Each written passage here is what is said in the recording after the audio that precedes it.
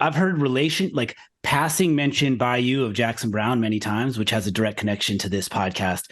Everything from Gary Burton and that album cover he designed, the analog recording style of I'm Wide Awake It's Morning, your family listening to this music. But I'm curious if that's an active songwriting influence.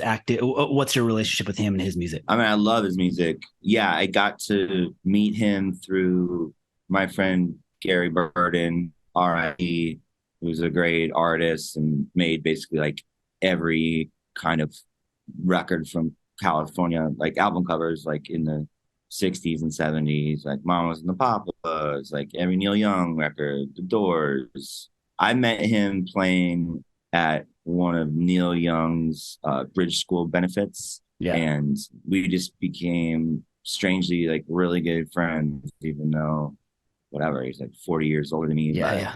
I guess through him, I met Jackson, and he's so gracious and sweet, genuine person. I think I saw him, I guess it was kind of like right before the pandemic. So it's been a few years, but yeah, he's amazing. And yeah, I grew up, my parents loved Jackson Browne. And at some point I got to introduce my parents to Jackson Browne, and I felt like an achievement in itself because You were able to do that? Yeah. Cool. That's great.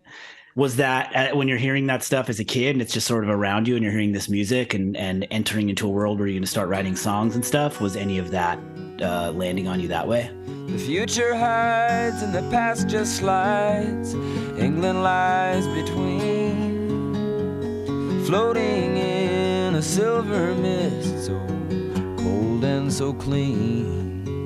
And California's shaking like an angry child will, who has asked for love and is unanswered still.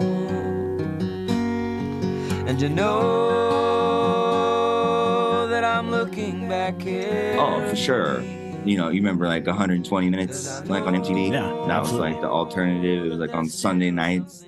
My brother and his friends would like record it on VHS every Sunday night. And like, it was kind of late, but I would like sneak down and watch it. So, you know, he got me into, you know, REM and Cure and Smiths and Replacements and, you know, all that kind of era of, you know, for lack of a better word, like alternative. And then my parents, you know, they loved Paul Simon and Jackson Browne and Joni Mitchell and, you know, Tom Petty, all that kind of stuff. So they have two kind of, I guess, generational landmarks as far as music that I like them both, honestly, like equally. And I tried to, I don't know, when I started making music, they were all, I think, influential.